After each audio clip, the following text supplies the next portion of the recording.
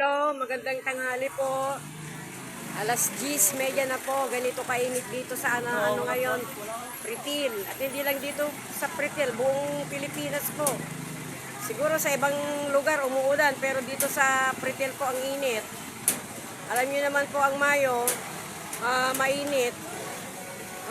Inom lang po kayo ng gamot ninyo, lalo na po yung may mga high blood dyan. Huwag yung kalumuyotang uminom ng gamot. Mainit po talaga ang Mayo.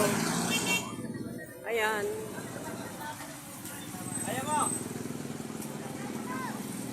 Inom-inom po lang po. At saka huwag kalimutan uminom po ng gamot. Mainit po talaga, oh. Ano nga, cloudy nga, pero ang init naman.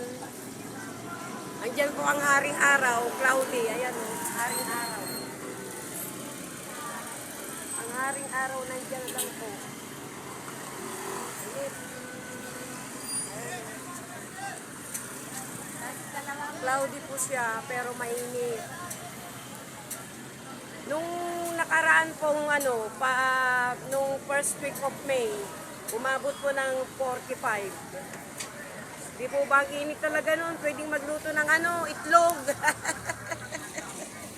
Napakainit talaga yung first week of May. Hanggang sa second week po ng May, hanggang ngayon mainit pa rin basta month of May.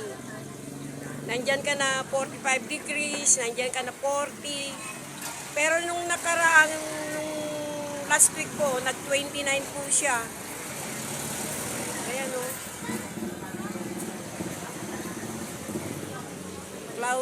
Cloudy sky, but it's hot. You can feel the heat of our skin, so hot. English yun ah. Ayan po siya.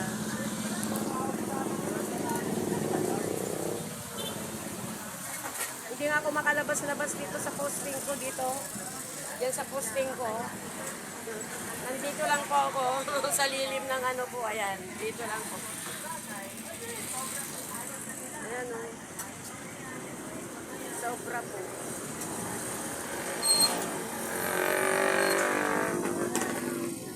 Init po talaga. Mamaya pa ako uuwi. Mga 11. Kasi may hinihintay akong magpa-blood sugar.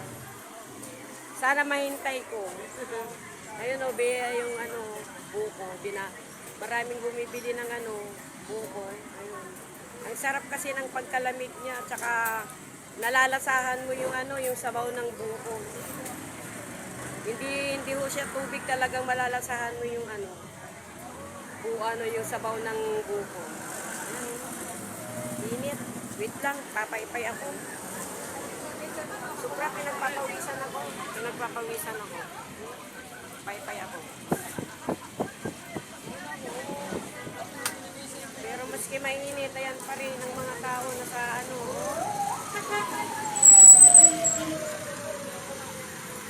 pupuntang Divisoria, papasok sa kanilang trabaho. Ayan. Maraming mga tao. Traffic pa rin, bumper to bumper. Ayan ayan. Pag si Mayor naupo na si Yorni, wala na pong ganito dito sa Pretil, yung mga ganyan. Yung ganyan na mga tricycle yan, wala na po yan pagpupo ni Yorni.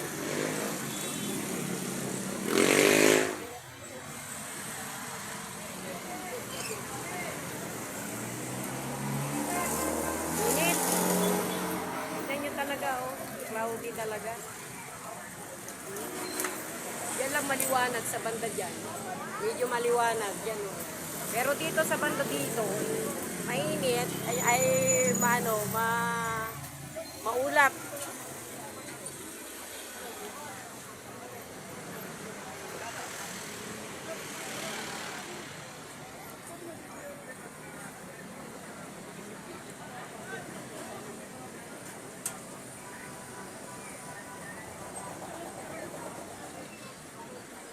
Yung may pupuntahan po sa araw na ito, ipagpaliban nyo na po, lalo na pag senior kayo. Mainit po. Sa umaga na lang po ang lakad ninyo, wag po sa ganitong oras. At saka sa hapon, hanggang alas 5, mainit pa rin. Sa umaga yun. Pwede kayong mga senior na katulad ko sa umaga, pwede kayong lumabas. Kung saan po kayo pupunta, maaga po kayo lumabas para hindi kayo abutan ng init, sobrang init po, malinsangan. Oh, malinsangat po talaga. Ito nga, nagpapaypay ako, oh.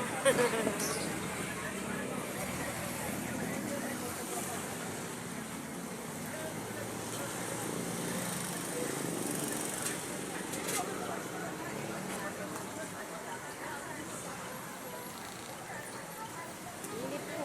Ayan. Parang sa lugar na yan, parang uulan. Yan sa lugar na yan, oh. Ayan.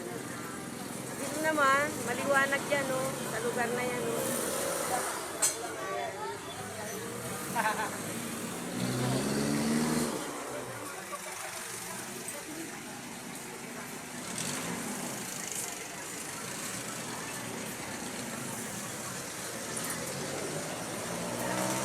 Malapit ng pasukan. Sa June 16 pala, pasukan na.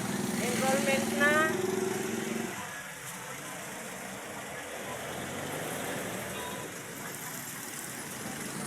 Saglit lang po ang bakasyon o ano. Bakasyon ng mga estudyante. Ayan, oh.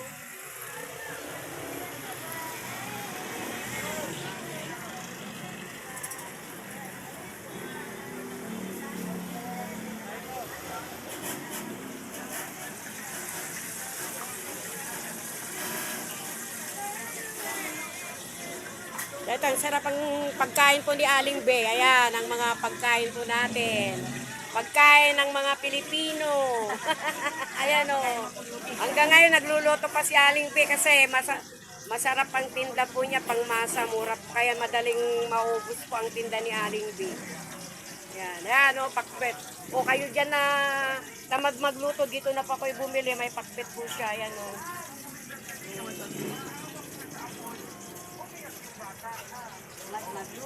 Parating bago pang tinda niya, parating nauubos kasi mura lang ho, pangmasa talaga ang presyo.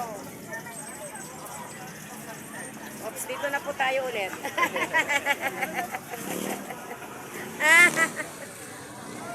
Oh, mga senior na katulad ko ha, huwag kalimutan ng mga pagkain po ninyo. Ay, pagkain gamot. Yung gamot po ninyo, huwag kalimutan.